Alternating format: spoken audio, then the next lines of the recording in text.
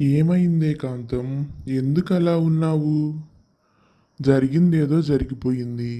ఆ అబ్బాయి ఇష్టపడి పేదింటి అమ్మాయిని ప్రేమించి పెళ్లి చేసుకున్నాడు. ఇప్పుడు ఏమైంది? కోడలు మనతో చాలా మంచిగా ఉంటుంది.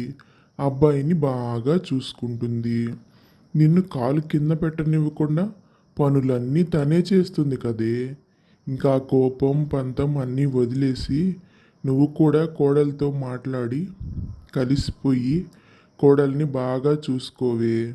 నేను ఎందుకు చెప్తున్నానో అర్థం చేసుకో కాంతం అంటాడు భర్త. ఎలా మర్చిపోమంటావయ్యా? చిన్నప్పటి నుంచి కష్టపడి పెంచి నా ఆశలు కలలన్నీ వాడి మీదే పెట్టుకున్నాను. ఇప్పుడు ఒక పేదింటి అమ్మాయిని తీసుకొని వచ్చి ఇదే నీ కోడలంటే నేను దాన్ని కోడలుగా ఒప్పుకుంటానా? అస్సలు ఒప్పుకోను. చూడు, 10 రోజులు తిరగకుండానే అది ఇంట్లో నుంచి పారిపోయేటట్టు చేయకపోతే నా పేరు కాంతమే కాదు. ఎప్పటికీ ఒక పేదింటి అమ్మాయి నాకు కోడలుగా అవ్వడానికి వీల్లేదు. ఈ మాట మాత్రం గుర్తుంచుకో. నేనైతే దాన్ని కోడలుగా అస్సలు ఒప్పుకోను అంటుంది కాంతమ్మ. ఇదంతా పక్కనే ఉన్న గదిలో నుంచి కోడలు సువర్ణ వింటుంది. అయ్యో, అత్తయ్య మనసులో నా గురించి ఇలా అనుకుంటుందా? ఎలాగైనా నన్ను ఈ ఇంట్లో నుంచి పంపించేస్తుందా? చూద్దాం, ఎవరంత చూస్తారో, నన్ను ఈ ఇంట్లోంచి ఎలాగ పంపిస్తుందో, అత్త గెలుస్తుందో నేను గెలుస్తుందో చూద్దామని కోడలు కూడా తన మనసులో ఇలా అనుకుంటుంది. తర్వాతి రోజు కోడలు అత్తగారి దగ్గరికి వచ్చి ఇలా అడుగుతుంది. అత్తయ్య, ఇంట్లో అందరూ టిఫిన్ చేశారు అత్తయ్య. ఇంకా మీరు కూడా టిఫిన్ చేస్తే తర్వాత నేను తినాలి. మీకు ఇష్టమైన ఇడ్లీ సాంబార్ చేశాను అత్తయ్య. మావయ్య గారు తినేసి పనికి వెళ్ళిపోయారు. మీ కొడుకు ఆఫీస్కి వెళ్ళిపోయాడు. ఇంకా నువ్వు ఒక్కదానివే అత్తయ్య టిఫిన్ చేయాల్సింది. నువ్వే డైనింగ్ టేబుల్ దగ్గరికి వస్తావా, టిఫినే నీ రూమ్లోకి తీసుకురమ్మంటావా అని అత్తగారిని అడుగుతుంది సువర్ణ. నా టిఫిన్ సంగతి సరేలేమ్మా. నేను ఒక విషయం చెప్తాను, విని బాగా గుర్తుపెట్టుకో. మా ఇంటి ఆచారం ప్రకారం శనివారం ఆ ఇంటికి వచ్చిన కోడళ్ళు ఎవ్వరూ కూడా భోజనం చెయ్యరు. ఆ రోజంతా ఉపవాసమే ఉండాలి. నువ్వు ఇంకా టిఫిన్ చేయలేదు కాబట్టి పర్వాలేదు. తలక స్నానం చేసి, అది కూడా చన్నీళ్లతో, ఇప్పుడు ఉదయం నుంచి రాత్రి నిద్రపోయే వరకు ఏమీ తినకూడదు. ఇంకా రేపు ఉదయమే నువ్వు భోజనం చేసేది. అర్థమయ్యింది కదా? అది గుర్తుపెట్టుకొని వెళ్ళి నాకు టిఫిన్ తీసుకురా. అత్తయ్య, నేను ఉపవాసం ఉంటాను సరే, కానీ మీరు చెప్పింది ఒక్కసారి గుర్తుంచుకోండి అత్తయ్య. ఈ ఇంటి కోడళ్ళందరూ అన్నారు అంటే నాకులాగా మీరు కూడా ఈ ఇంటి కోడలే కదా. మరి నాతో పాటు మీరు కూడా ఉపవాసం ఉండాలి కదా అత్తయ్య. ఆ చిన్న లాజిక్ మీరు ఎలా మర్చిపోయారు? మర్చిపోయి టిఫిన్ తీసుకురమ్మని ఎలా అడుగుతున్నారు?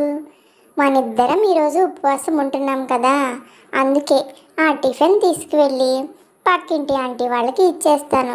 ఒకవేళ ఇంట్లో టిఫిన్ కనిపిస్తే పొరపాటున మీరు ఆగలేక తినేస్తారేమో అని అత్త చెప్పిన మాటకి కోడలు సమాధానం చెప్తుంది.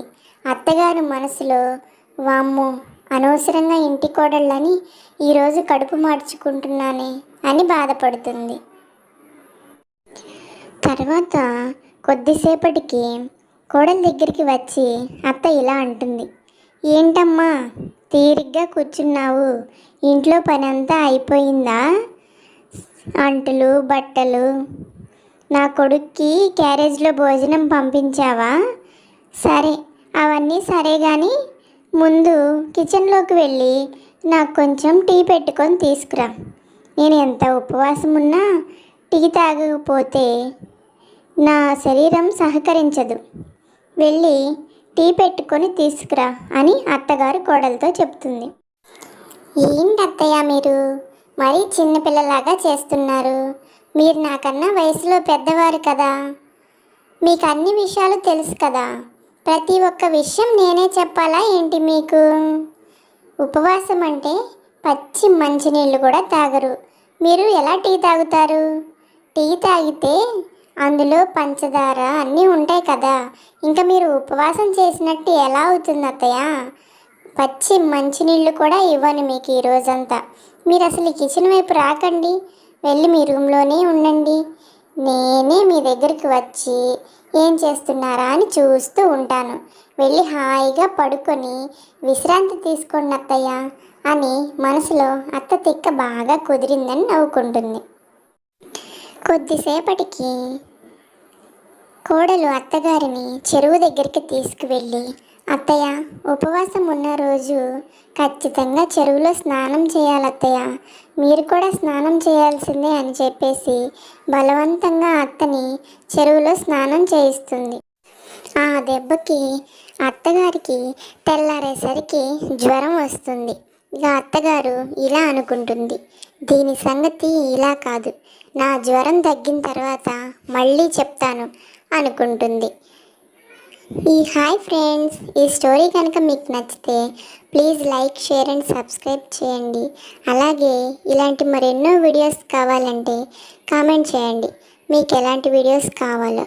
అలాగే నా వీడియోస్ ఇంకెలా ఇంప్రూవ్ చేసుకోవాలో కూడా కామెంట్లో తెలియజేయండి. Bye friends.